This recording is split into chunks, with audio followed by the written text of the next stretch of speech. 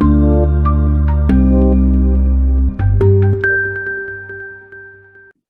there, it's Denise Eckert from the Relaxation Lounge. And I love coming on here and introducing different people to you to help you reduce the stress in your life. And now today I've got Emily with me, and she's a grief expert. She's an author. She's done a lot of work with grief. Welcome, Emily. Thank you. I'm happy to be here. Thanks for the invitation. Now, what got you going down the grief stress journey? Well, I had two husbands die. And after the second one died, we had moved to Hawaii just 2 years before he died. And we came here because he'd lived here long before I knew him. And this is where he wanted to be when he was in the situation he was. So he did die. And I was like, okay, now what do I do? Of course, it was a sad time. I had to deal with the initial grief, which kind of knocks the wind out of you. But when I started kind of trying to get back into the swing of things, I realized that I needed to do things differently. They weren't working for me. And so I started writing about them. I'm a writer. I've written 3 college textbooks before I wrote this book, and I teach writing at the university. So writing seemed like a natural way to me to deal with my grief. And I did a lot of that. And as I did it, I thought, gee, this is helping me. I think I could help other people with their grief by showing them ways that they could write. So because I didn't know that many people in Hawaii yet, I put a notice on Meetup and said, if you'd like some help with this, come on over to my house. And they did. I was surprised. We formed a nice little group, and it really helped us a lot. They had so much stress from the ways they were dealing with, or the different kinds of deaths they were dealing with. It wasn't all like widows. I kind of thought it might be, since that was the situation I was in, but it was deaths from of children, from suicide, from different kinds of things. And they each bring their kind of own unique stresses that come with them. But writing can help any of them. So we wrote quite a bit. And that led me to ultimately write my book, Loving and Living Your Way Through Grief, because I wanted to give something tangible to people, that they could pick it up and see a chapter that was on something they were dealing with right then, and they could read that, and then at the end of the chapter there's something active for them to do each time. And I had been searching for a book like that, and I found there's lots of wonderful grief books out there. Most of them are like memoirs and tell usually very sad stories, and that wasn't what I was needing to read right then. It didn't give me less stress to read someone else's very sad or tragic journey. So I wanted to put the emphasis on, when you focus on taking care of yourself, of good self-care, and you focus on what's good about your life now and what you can do to feel better, then you start feeling better. So that's how I got started in it, and I love it. It's led me to create a group called the Grief and Happiness Alliance, and we meet once a week on Zoom all the time, and there's no charge, because we created a nonprofit organization to go along with it that covers all the expenses, because they feel that people who are dealing with grief and loss don't need to have to pay for help. So I'm very happy with that organization, and they get to write, they get to learn happiness practices, they get to meet people that have similar issues to them, so that they can have somebody to talk to that they've got something in common with, which is often what's lacking in society, with people being able to deal with a stress that comes with grief. Yeah, I've had a lot of loss in my life too, and it's such a different kind of stress. And I know when, for instance, when my father passed away, he was very young, and it just breaks you, and you try to go on, but and there was nothing out there. Like, I would have loved for your book to have been out there, This sounds amazing because a lot of times when you're going through grief, you go through those stages, whether you're angry, whether you're upset, whether you feel lost. And there's so many different stages that you go through that it's really hard to find the proper help. It is. And unfortunately, a lot of people hear about those stages and think, okay, first I have to do anger, then I have to do, and go through them. And that's not the way it works. The stages were written by Elizabeth Kubler-Ross in a book called On Death and Dying that she wrote in the early 70s. And she wrote it as the 5 stages of dying, not of grieving. And somehow it just got adopted into grieving because there wasn't anything like that out there at that time. And now if you research it online, you'll find anything from 3 stages to 12 stages, and everybody thinks their way's the right way. And my philosophy is that there's not a right way. The way you need to do it is what works for you. And if one of those 12 stages that you don't see anyplace else is what works for you, then cool, use it. Yeah. And the thing is, I don't find it goes away. I mean, my father's been gone for 30 something years, and I'll have happy memories, but then all of a sudden the grief hits me again, and it's just so strong. So what can you recommend someone that is going through, well, I think a lot of times we're all going through grief. We've all lost people we've loved. What are some of the things that we can do to reduce the stress when we are grieving? Well, in my group, they have one favorite exercise that when we haven't been getting together since the pandemic, but I still have been doing things online, that they would ask to do this one particular exercise together because it seemed like it was something that resonated with most of them. And what I would do is have them write a letter to whoever it is that they lost. And a lot of times there were things left unsaid, or there are things that happened that they really wanted to be able to share with that person. And by writing it out in a conversational way, like you would if they were right there and you were talking to them, really helps. And when they're complete with the letter, when they feel like they've said all that they want to say, then I have them write a second letter. And that letter is to them from the person that they wrote to. And they're always amazed at what comes out in that second letter. And I can't tell you where the information comes from. Some people say it's from that person. Some people say it's from God or a higher power. Some people just say that it's what they know in their heart or in their mind all along, and they just needed to remind themselves of it. So I can't tell you where it comes from, but I can tell you it works.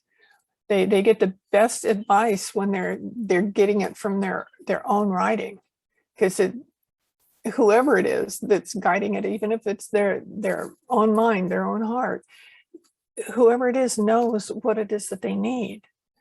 And they can really give them some beautiful help. And they've just been thrilled with the results. And it's something I like to do. I'll do it like on death anniversaries or Valentine's Day or any of the holidays that come up, or their birthdays or my birthday. Whenever I feel like it, I can do it. And it's such a relief kind of to do it. You can kind of just exhale after you've done it. Yeah, I mean, it's almost like continuing that conversation with your loved one, whether they're here or not here, and just having that, I don't know, that warmth.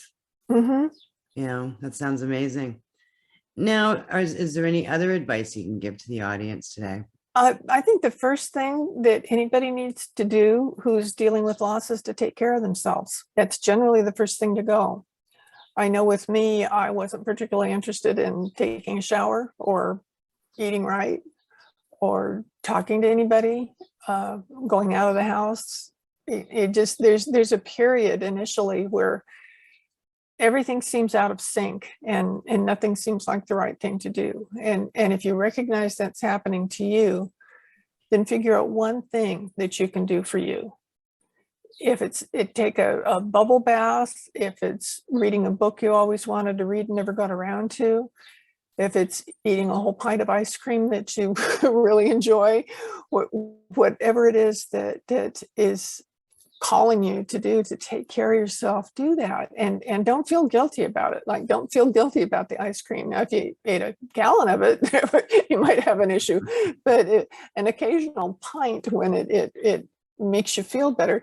Generally, I find that when people do that, then they don't like overeat all the time, because they know that they can have something that's comforting for them when they need the comfort, and so they'll hold on to that so that they know it's going to feel good when they have it.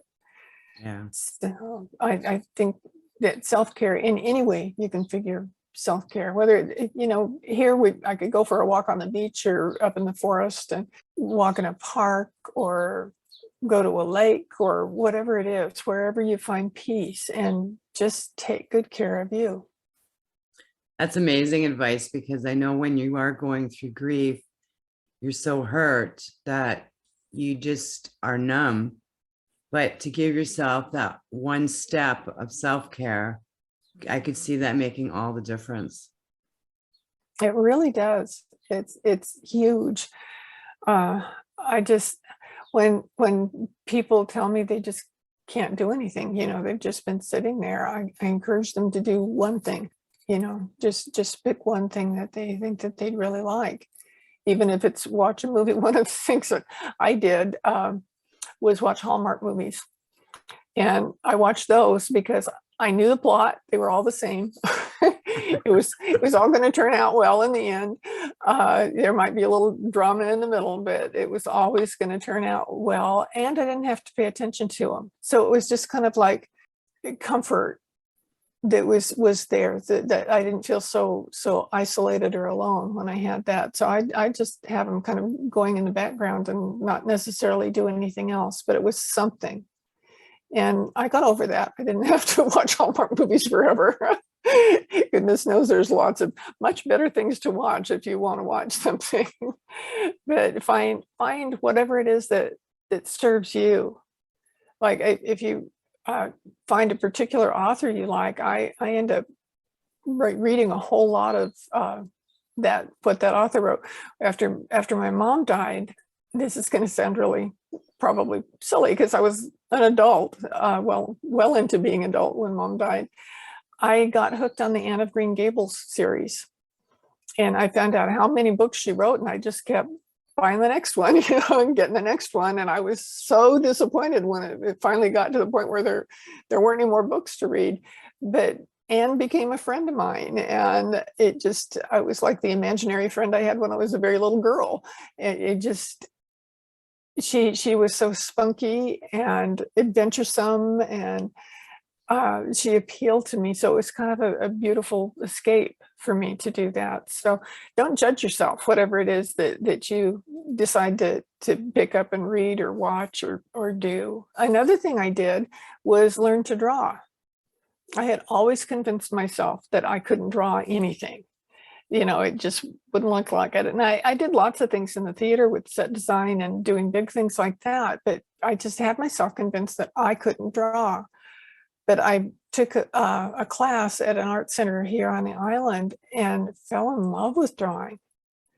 And now it's so good for me, because it's like a meditation. I can really escape into it and concentrate on blending the colors. I found these really wonderful colored pencils that are kind of creamy, and you can blend them really well and get all kinds of different colors and effects. And I can really get lost in that. And when I'm done, I feel like I am so relaxed, and like all the stress just kind of melted away.